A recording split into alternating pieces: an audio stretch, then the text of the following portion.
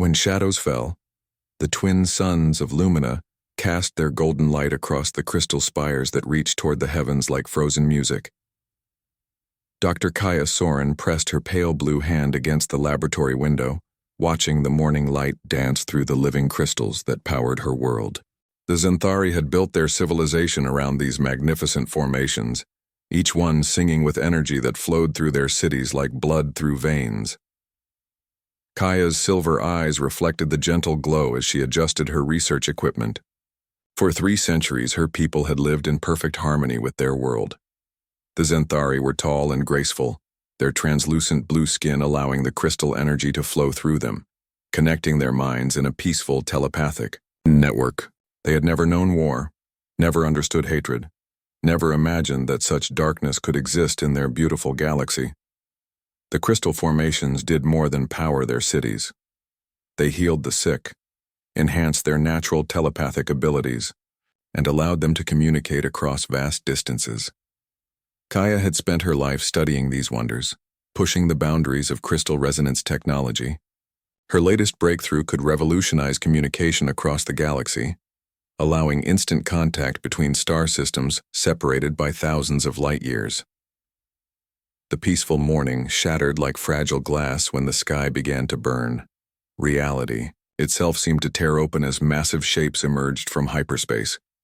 The Vex Empire had arrived at Lumina with the sudden violence of a cosmic storm. Their ships were nightmares made real, all black metal and pulsing red energy, built not for exploration or trade, but for one terrible purpose: conquest. The Vex were creatures of pure malice. Standing nearly 10 feet tall, their gray skin was covered in battle scars and ceremonial markings. Their yellow eyes held no warmth, no mercy, only the cold calculation of predators.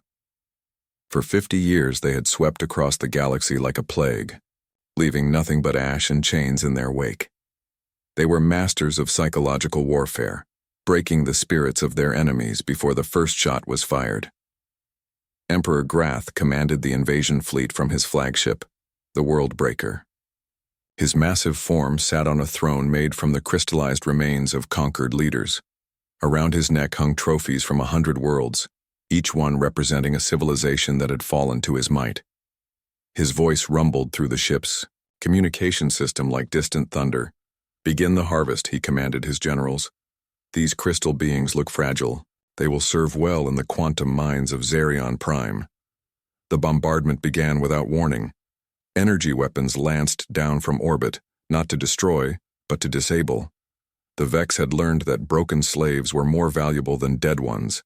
Their neural disruptors targeted the crystal network that connected all Xanthari minds, severing the telepathic links that had bound their species together for millennia. Kaya watched in horror as her world died around her.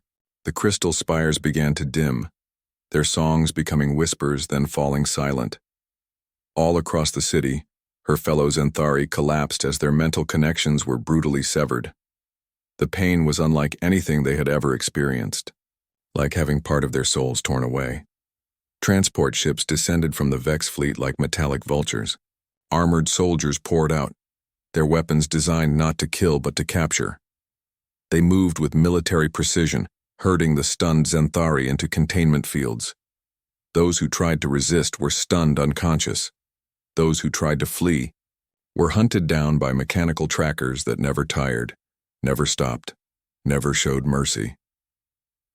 The invasion lasted only 4 hours.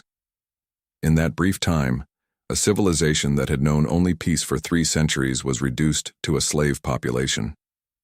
The Xanthari who had created art that sang with cosmic energy were now destined for the nightmare factories of the Vex Empire.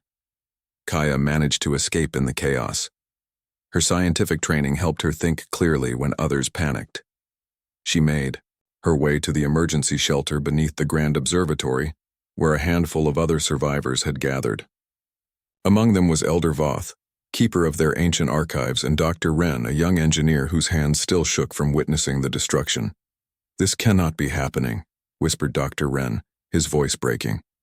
"We sent distress calls to the Galactic Federation. Surely someone will come to help us." Elder Voth's silver eyes dimmed with ancient sorrow. "Child, The Federation fears the Vex as much as any world. Their empire has grown too powerful, their fleet too vast. No single species dares challenge them anymore. Then what hope do we have? Kaya asked, her voice barely a whisper. Our people, our children, they're being loaded onto those transport ships like cargo. The elder was quiet for a long moment, his aged mind reaching back through centuries of memory. There are stories, he said finally. Old tales from the outer rim, from before the Great Silence. They speak of a species that never bowed, never surrendered, no matter the odds. You mean the humans, said Dr. Wren. But they vanished over 150 years ago. Most believe they destroyed themselves in their own wars. Or, Elder Voth said slowly, they chose to disappear for reasons we don't understand. The old records speak of their final message before the silence fell. They said they were not gone, only waiting. Kaya felt a spark of desperate hope ignite in her chest. The deep space beacon at Station Kepler, it's an old human outpost in the dead system of Tau Tigni. If it still functions after all these years, it's been silent for 150 years, Doctor, Wren protested. Even if humans still exist somewhere, why would they help us? They don't know us. Elder Voth stood, his aged frame somehow finding strength. Because if the stories are true, if even half the legends about human nature are accurate, they won't be able to ignore what's happening here. What made them special? Kaya asked. The elder's eyes gleamed with remembered wonder. According to the archives, humans had one trait that defined them above all others. They couldn't stand bullies. Working through the night, the survivors used salvaged equipment to boost a signal toward the distant beacon. It was a desperate gamble, a message cast into the void with little hope of response. Kaya composed the transmission herself, pouring all her people's anguish into the words. To any who received this message, she began, her voice steady despite her fear. The Zenthari people of Lumina cry out in darkness.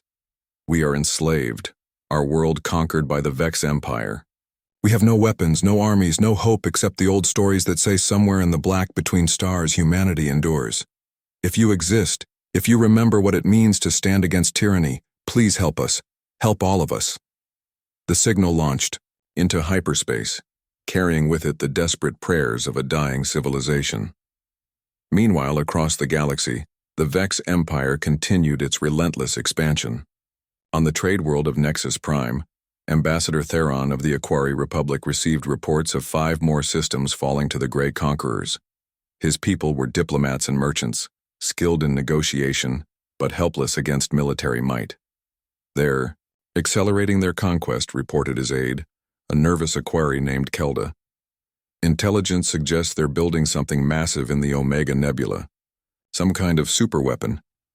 Theron's gills fluttered with anxiety as he reviewed the tactical displays. The Vex weren't just conquering worlds anymore. They were transforming them. Slave worlds became factory planets. Their populations worked to death, building more ships, more weapons, feeding an ever-growing war machine. What of the coalition forces, he asked, though he already dreaded the answer. The Draconian defense fleet was destroyed at Beta Centauri. The survivors are retreating to the inner systems.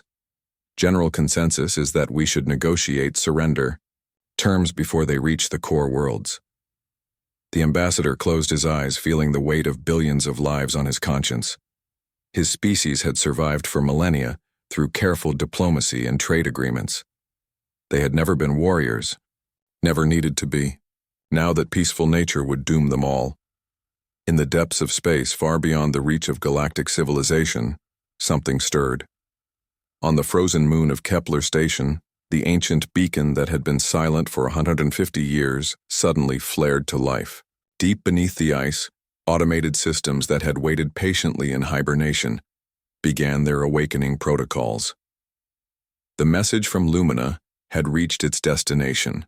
On Earth, now hidden behind a dimensional barrier that made it invisible to conventional sensors, the emergency session of the Human Defense Council convened for the first time in 150 years. The council chamber was deep beneath the Rocky Mountains, its walls lined with quantum computers that had monitored galactic communications throughout humanity's self-imposed exile. Admiral Jake Morrison studied the intercepted transmissions, his weathered face grim with determination. At 65, he had lived through humanity's darkest hours and their decision to withdraw from galactic affairs. His steel-gray eyes still burned with the fire that had made him legendary during the colonial wars. "The Vex Empire," he said to the assembled officers. "We've been monitoring them for decades. They're exactly what we were afraid would emerge during our absence."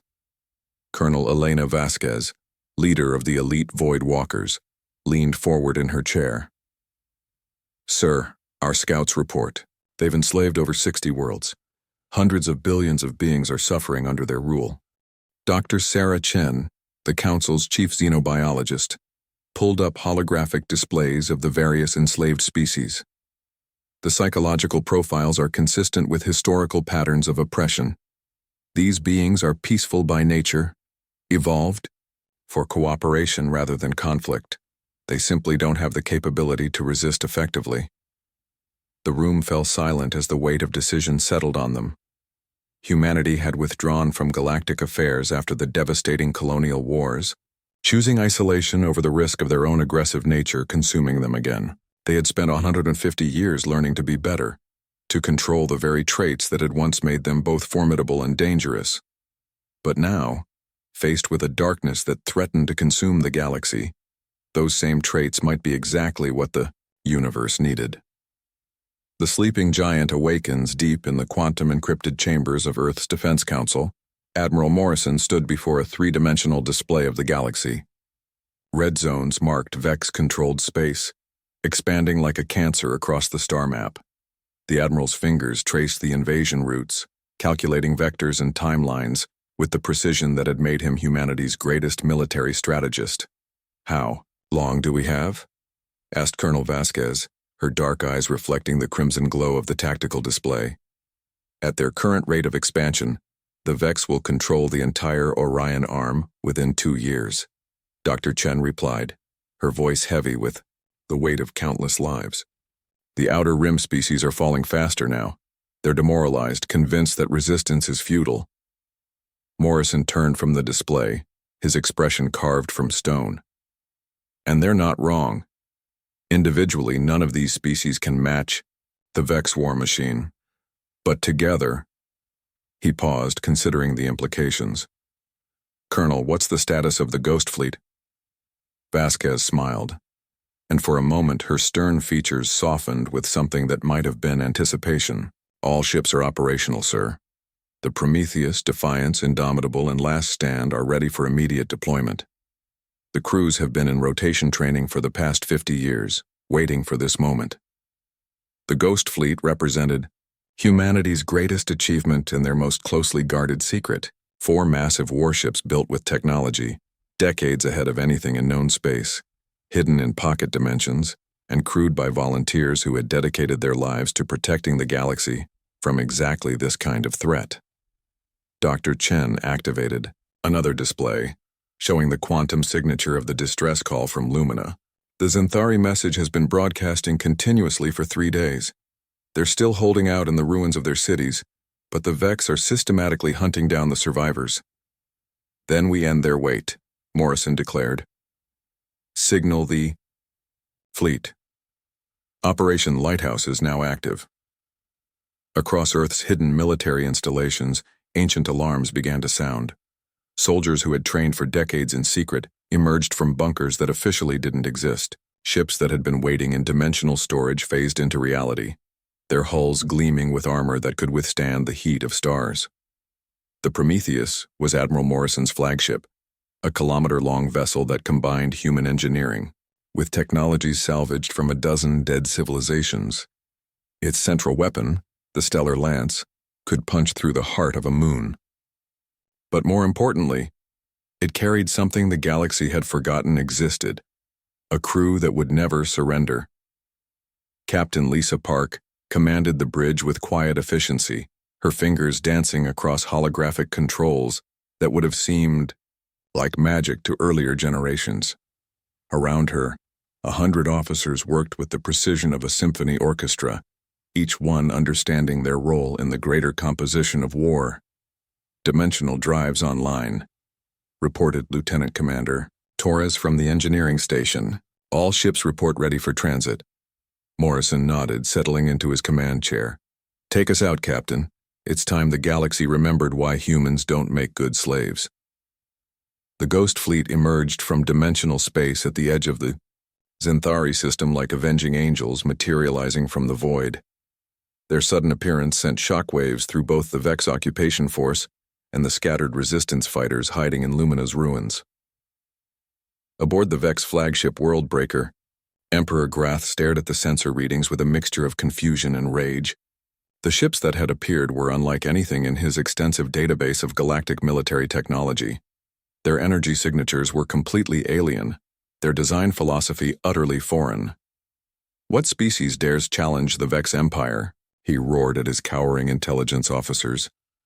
Unknown, my lord, stammered General Crix, his yellow eyes wide with uncertainty. These ships, they don't match any known configuration. The energy readings suggest technology far beyond current galactic standards. Grath's claws scraped against his throne as he leaned forward. In 50 years of conquest, no species had ever surprised him. Fear was the emotion he had forgotten how to feel, but something about these silent ships sent a chill through his reptilian blood. The human fleet maintained perfect formation as they approached the Vex positions. No demands for surrender were broadcast, no warnings given. They simply advanced with the inexorable certainty of an avalanche. This is Admiral Morrison of the Terran Defense Force. The communication finally came, transmitted on all frequencies. To the enslaved peoples of this system, help is here. To the Vex Occupation Force, you have one chance to release your prisoners and withdraw. You will not receive another. Grath's confusion transformed into fury. Terrans? Humans? He laughed, a sound like grinding metal. The humans are extinct. They destroyed themselves in their petty wars over a century ago. Sir, whispered his tactical officer, the energy readings from their lead ship. It's off the charts. Their weapon systems are unlike anything we've encountered. Impossible, Grath snarled. Open fire! Destroy these ghosts before they can… His words were cut off as the Prometheus fired its first shot. The stellar lance cut through space like a blade of pure energy, striking the Vex heavy cruiser Bone Ripper dead. Center. The ship simply ceased to exist, vaporized so completely that not even debris remained. The silence that followed was deafening. For the first time in 50 years, a Vex warship had been destroyed in single shot. Across the occupation fleet, alarm, klaxons began to wail as soldiers who had never known defeat suddenly tasted fear. All ships. Morrison's voice was calm, almost conversational. Weapons free. Show them what happens when you threaten the innocent. The battle that followed was less a fight than a demonstration. Human weapons, refined through 150 years of isolation and innovation, tore through Vex shields like paper. Ships that had terrorized the galaxy found themselves helpless against enemies who fought with a fury that transcended mere tactics. But it wasn't just their technology that made the humans formidable. It was their refusal to accept defeat. When the Vex destroyer Skullcrusher rammed the human frigate Valiant, its crew didn't panic or retreat. Instead, they boarded the enemy ship through the breach, fighting hand-to-hand through corridors filled with smoke and fire until they reached the bridge and forced the Vex crew to surrender. Down on Lumina's surface, Kaya and the other survivors watched in amazement as human dropships descended through the smoke of battle. The soldiers who emerged were unlike anything they had imagined. Tall and strong, moving with deadly purpose, but their eyes held something the Xanthari had almost forgotten. Hope. Dr. Soren? The human commander who approached was a woman with kind eyes and battle-scarred armor. I'm Major Rodriguez, Terran Marine Corps. We received your message. Kaya's legs nearly gave out with relief. You came. After all these years, you actually came. Ma'am, the Major said with a smile that could have lit up the darkest corner of space. When someone calls for help against bullies, humans always come running. Across the system, the Vex fleet was in full retreat. Emperor Grath, his flagship badly damaged and half his fleet destroyed, could only watch as the humans systematically liberated every prison ship, every slave transport, every installation, where his property had been held. "This isn't over," he transmitted to the human fleet as his remaining ships prepared to jump to hyperspace. "The Vex Empire spans 1,000 worlds. You cannot stand against us all." Admiral Morrison's response was broadcast across every communication channel in the system, ensuring that every species, every survivor, every would-be conqueror could hear his words. "Emperor Grath, you've spent 50 years teaching the galaxy to be afraid of you. But you made one critical mistake. You forgot that some species don't scare easily. Humanity is awake now, and we're coming for every world you've enslaved, every life you've destroyed, every innocent you've terrorized. The age of the Vex Empire is over. The age of galactic freedom has begun." In the days that followed, word of the human victory spread across the galaxy like wildfire. Species that had cowered in fear for decades suddenly stood a little straighter. Resistance movements that had been crushed began to reform. The impossible had happened. Someone had beaten the Vex. On Lumina, as the Zenthari began to rebuild their crystal cities with human assistance, Elder Voth spoke to Kaya as they watched human and Zenthari children playing together in the ruins that were becoming gardens. "The legends were true," he said softly. "Humans really couldn't stand bullies." Kaya smiled, her silver eyes reflecting the light of hope that had returned to their world. "No," she agreed, "they really couldn't." Far across the galaxy, in hidden bases and forgotten outposts, the call went out. Humanity was back, and they were recruiting. The great war against tyranny had begun, and this time, the galaxy would not stand alone. The Vex had awakened a sleeping giant, and now they would learn what it truly meant to face a species that had turned stubbornness into an art form, defiance into a science, and the protection of the innocent into their highest calling. The galaxy trembled, but not with fear. Anymore, it trembled with the anticipation of freedom.